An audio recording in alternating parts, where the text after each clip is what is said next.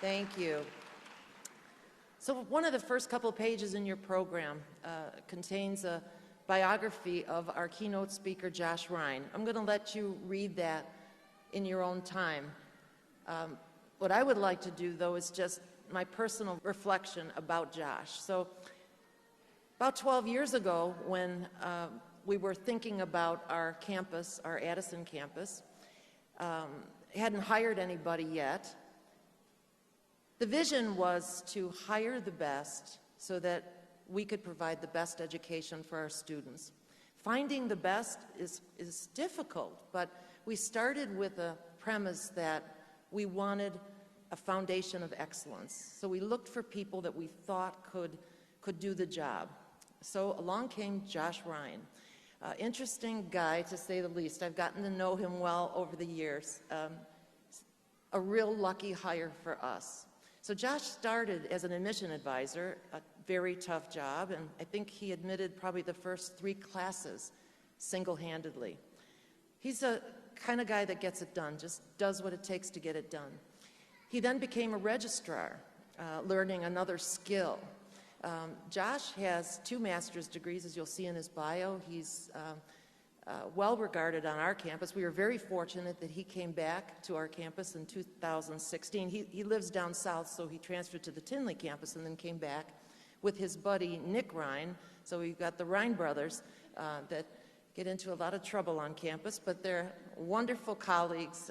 They planned this graduation with another team of others. But when he and I were talking one day, I heard him speak in a class, and it was a profound message that he gave from an interesting perspective. And when we were talking about speakers, he came along and I said, "Josh, would you do this?" And he said he would. So I'd like to introduce Josh Rhine.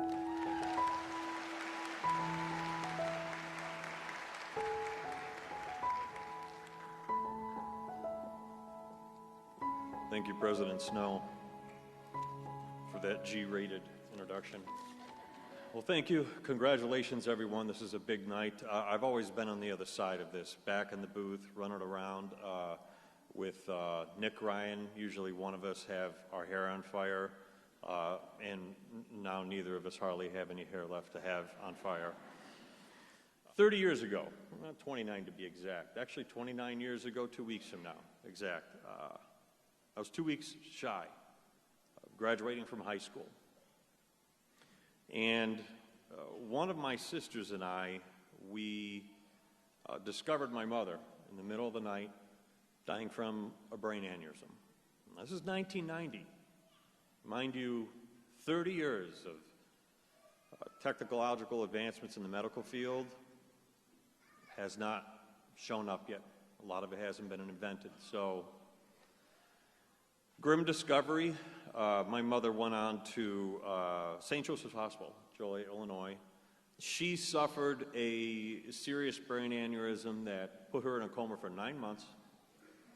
And then up till 4 years ago, she was in long-term skilled nursing facility.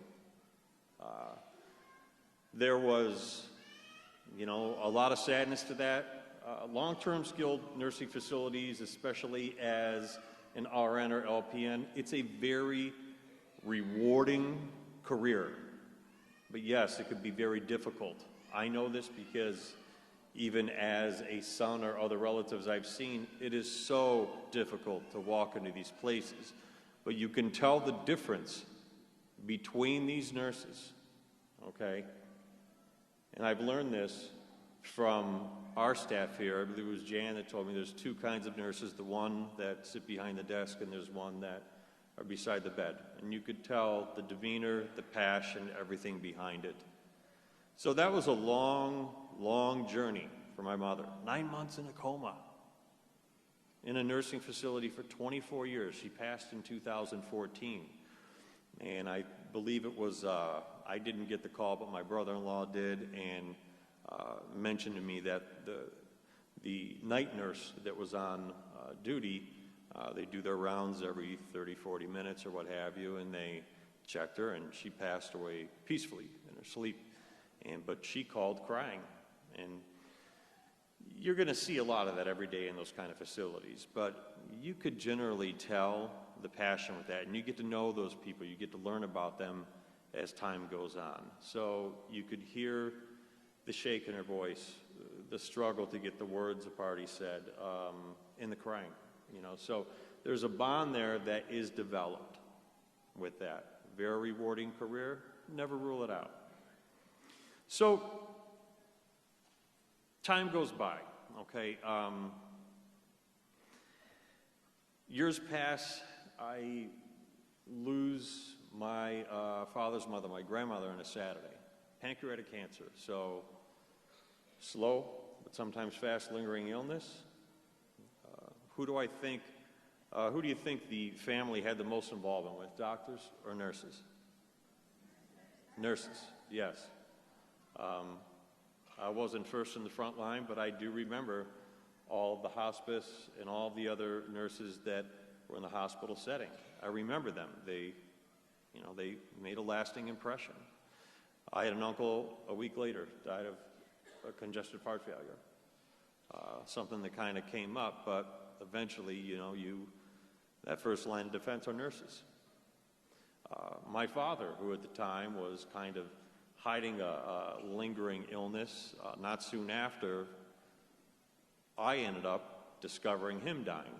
So went to the hospital, and we learned from the nursing staff that he had kept this. This was part of his, ordeal with his agreements to not let anyone know. And the nurses came out, and they informed us everything.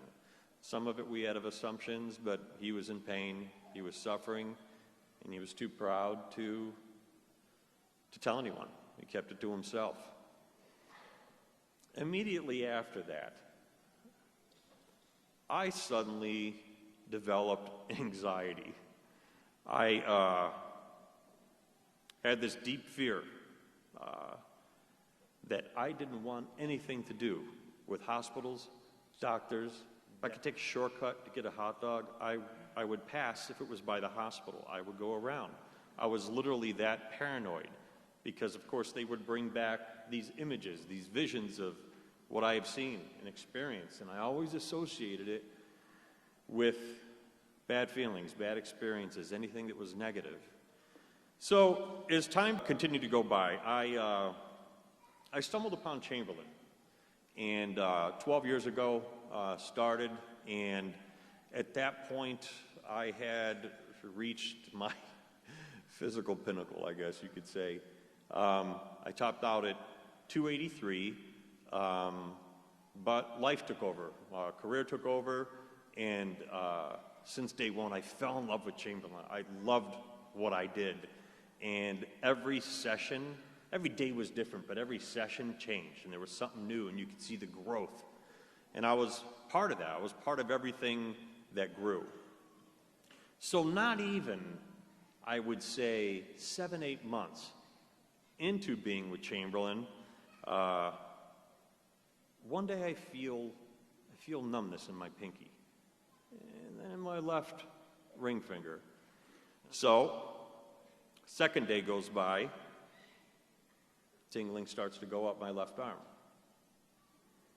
So being the smart gentleman that I am, I go in denial.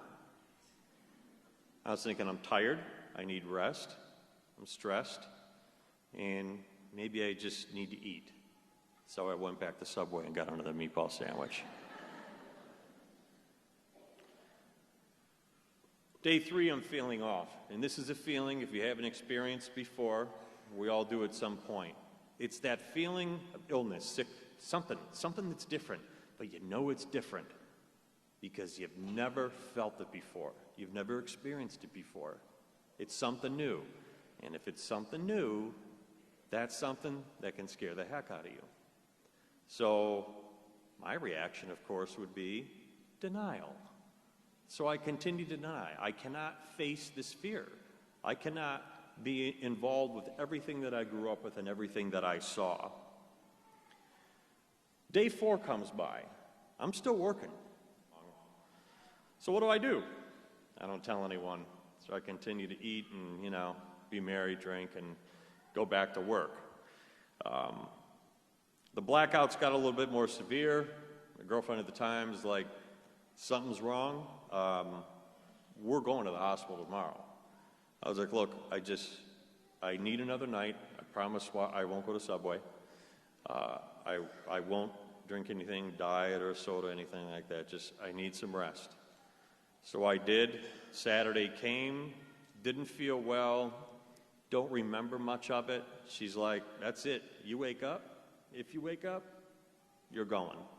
And I'm like, oh, God, here it is. This is this biggest fear that I have to face, and it's like, I don't want to face it. I mean, if you have a biggest fear, like if your biggest fear is snakes or spiders, imagine your biggest fear. This is my biggest fear. And in healthcare, is fear and anxiety talked about much? Is it a top priority to talk about? No, it's not. Not as much as I know. But here I am dealing with something, and all of a sudden in my head, I'm like, oh my gosh, I hope that the individuals that are looking after me share the same passion, okay, and that importance of how important this is to me. I am scared. I am petrified. I'm having panic attacks.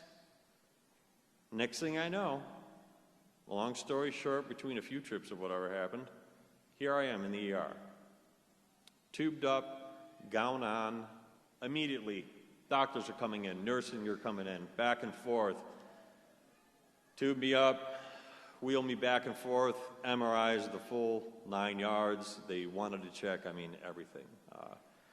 My blood pressure turned out to be, I forget it over the years, I should remember, it was 185 over 136, which wasn't good. But here I was, the minute was upon me, I had to face this. So, like I said, a lot of nurses, techs, doctors come in, and I've slipped. I'm panicked, I am scared, I am fearful, and I'm saying goodbyes within myself, my goodbyes. A few minutes later, a nurse came in the room, male nurse. His name was John. He's about 5'8". See how I know these details? Can't remember what happened last night, but I could tell you about this because this is something that lasted. But when this nurse walked in, his demeanor, his eye contact, body language, voice inflection,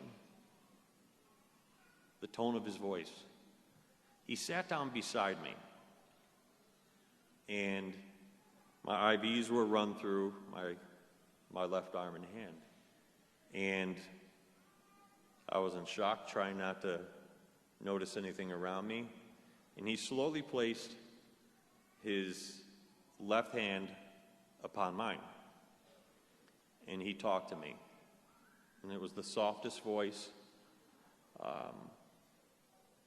It was just so him and I could hear him enough. It wasn't too loud, it wasn't too soft, but his choice of words, okay, his body movements, the eye contact, okay, the inflection, that was the biggest thing, because I wasn't talking to someone now.